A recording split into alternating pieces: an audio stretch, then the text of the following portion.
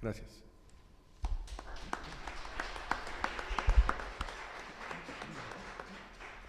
Muchas gracias, Gabriel. Muy interesante desmenuzar la problemática y los acontecimientos de Ayotzinapa en sus diversas dimensiones y asignarle a cada una de las disciplinas sociales que practicamos en esta universidad, pues el papel de responder a algunas de estas interrogantes y pensar también en las causas locales y las coyunturas globales que dieron pie a estas atrocidades que nos convocan el día de hoy.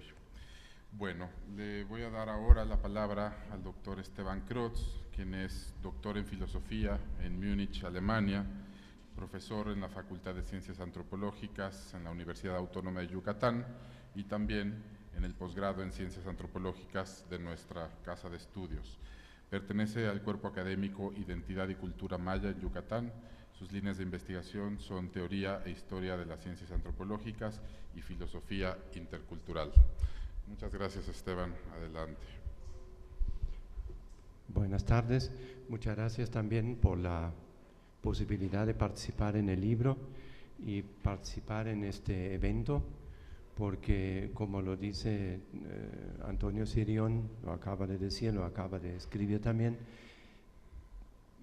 si no nos enteramos qué pasó y si no hay una respuesta del Estado de Derecho a lo que pasó, entonces, como dice él, como sociedad estamos realmente perdidos. En ese sentido, quiero leer parte del texto que escribí y que se originó, de hecho, en lo que menciono yo al comienzo, de que un grupo de estudiantes que estaba preparando una manifestación para el 2 de octubre fue atropellado, vamos a decir, por los acontecimientos de Iguala, y un estudiante de psicología de este grupo luego vino a vernos a varios antropólogos y nos dijo: oiga, ustedes que estudian el país, a ver que nos expliquen qué pasó. Entonces dijimos, a ver, pues tenemos que empezar a hacer eso, es parte de la universidad. Y no solamente de los investigadores, sino también esto se mezcla con una situación que para mí personalmente es cada vez más difícil de manejar, que es el ver cómo, claro, algunos colegas también, pero básicamente los estudiantes tienen a su disposición la información mundial sobre cualquier cosa. Pueden leer periódicos todos los días, varios del país, varios del extranjero, y muchos científicos sociales y estudiantes de ciencias sociales no leen el periódico. Muchas veces tampoco ven la televisión, porque a eso tal vez es lo que menos creen, pero su información sobre el país y sobre las regiones del país a veces depende de lo que un amigo dijo en Facebook o lo que de algún grupo de discusión les pasó. Entonces ahí tenemos un problema de información. Yo me planteé la pregunta: ¿qué podemos hacer los científicos sociales, estrictamente como científicos sociales y como estudiantes que van a ser profesionales de las ciencias sociales? Es decir, estrictamente no como defensores de los derechos humanos, estrictamente no como miembro de un grupo político que quiere cambiar el sistema, estrictamente no como un cristiano que dice que es un desastre que sucede después de 500 años de evangelización, no como un ciudadano que intenta creer que vive en un estado de derecho y quiere hacerlo realidad, sino simplemente como profesional, científico, estudiante de las ciencias sociales.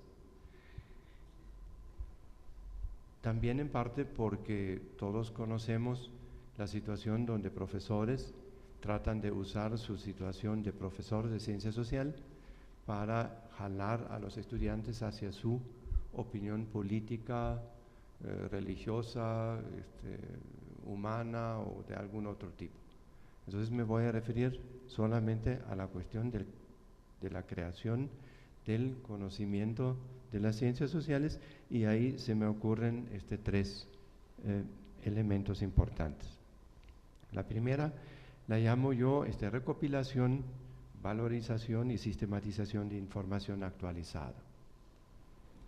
Se refiere esto a una experiencia de la vida cotidiana donde es muy frecuente que un médico sea consultado informalmente por sus conocidos acerca de determinados problemas de salud, tales como vacunas o nutrición, aunque la especialidad del médico sea otra.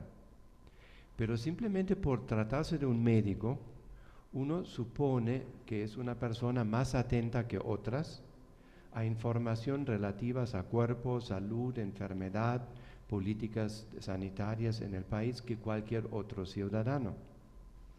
También se suele suponer que su conocimiento general le proporciona criterios para distinguir entre información dudosa e información razonablemente aceptable, es decir, su formación básica como médico le permite ubicar cierta información en un cuadro general confiable.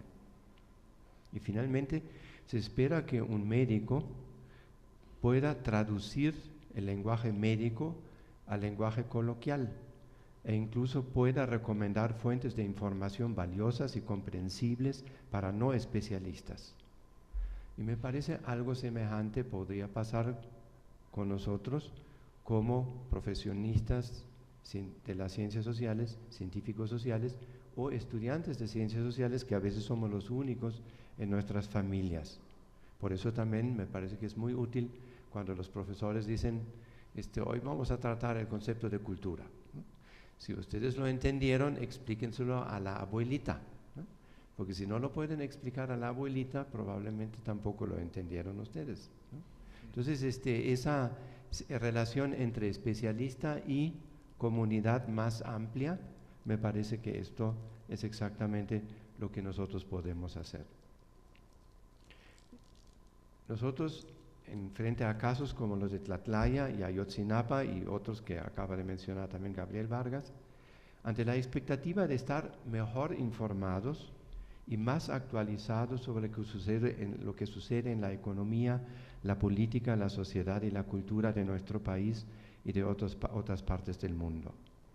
De estar más familiarizados que la mayoría de los ciudadanos con las fuentes primarias de esta información, o sea, un poco más que Wikipedia, ¿no? Lo que no dicen nada contra Wikipedia, pero todos ustedes habrán visto que Wikipedia, cuando critica un artículo, pone un recuadro antes y dice, este artículo no se basa suficientemente en fuentes primarias. Y si uno busca qué es lo que significa eso, entonces dicen revistas acreditadas, especialistas reconocidos, libros de editoriales importantes, es decir, lo que nosotros trabajamos. No es ningún comentario negativo contra Wikipedia, sino es un llamado de atención a qué es lo que nosotros como estudiantes y estudiosos de las ciencias sociales tenemos que hacer. Es decir, también tener mayor capacidad, mejor entrenamiento para distinguir datos falsos o irrelevantes de datos verídicos y pertinentes, o interpretaciones sesgadas de explicaciones intersubjetivamente comprobables. Desde luego, muchos ciudadanos tienen acceso a la televisión, la radio, los periódicos impresos y digitales, los blogs de instituciones y personas y las redes sociales, pero también saben, la mayoría por lo menos, que a través de esos medios circula también mucha información torcida, no verificada, a veces inventada o provista de lagunas intencionales. A veces de muy buena onda, vamos a decir, de buena intención. Por ejemplo, el famoso camión con cadáveres que supuestamente circulaba en Guerrero y que era un camión de Afganistán, que luego alguna gente, para mostrar el horror, lo subió en una red, y luego la gente decía, miren esto, ¿no? Los 43 son suficientemente horrorosos, su destino, uno no tiene que falsear la noticia para crear más impresión todavía. Sin embargo, el problema es más complejo porque Para ubicar las informaciones periodísticas volátiles en sus contextos empíricos y teóricos, se necesita tiempo. La lectura del periódico cuesta tiempo. Todos los días cuesta tiempo que uno podría dedicar a cosas más agradables. La lectura del periódico a veces es tan terrible que yo, francamente, desde hace año y medio, más o menos, empiezo la lectura de la jornada por las caricaturas, ¿no? Porque si empiezo con el golpe de la primera, de la portada, entonces ya me estropeé la mañana. Entonces empiezo con las caricaturas. Y no solamente tiempo, sino visión de conjunto y recursos cognitivos específicos. ¿Cómo analizar los casos de Tlatlaya y de Ayotzinapa sin información demográfica, etnológica, económica, de ecología humana, historia social y política, sobre organizaciones comunitarias y religiosas, movimientos migratorios y patrones culturales en el Estado de México y en Guerrero? El año pasado, en enero, me invitaron a un grupo de reflexión a Jalapa, y como tenía tiempo en la mañana, fui al centro de Jalapa, y donde hay una serie de librerías bastante concentradas, y pregunté en todas las librerías, finalmente fueron 5, sobre libros sobre Guerrero. Por ejemplo, pensaba yo que por lo menos la historia breve de Guerrero del Fondo de Cultura podrían tener. Ninguna tenía ningún texto sobre Guerrero. Y en la última, hasta al librero le dio pena y me dijo, si quiere le consigo un libro. Entonces le dije, sí, pero lo necesito para la tarde porque tenemos una reunión. Y me dijo, pero ¿no se da cuenta usted que estamos del lado del Caribe? Guerrero es del lado del Pacífico, es otra parte del país. Aquí no va a encontrar literatura sobre eso.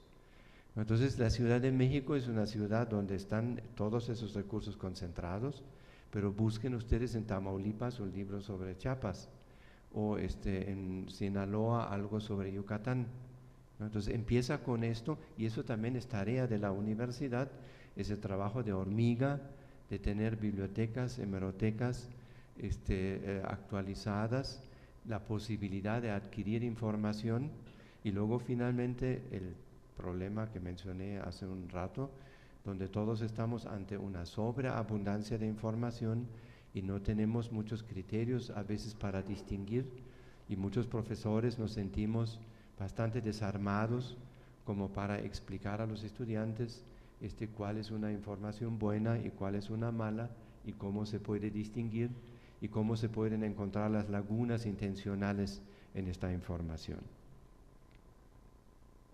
El segundo aspecto que me parece que tenemos que hacer, no por ser buena gente o por ser críticos al sistema o algo así, sino simplemente para hacer buena ciencia social, es dar atención especial al punto de vista otro de las víctimas.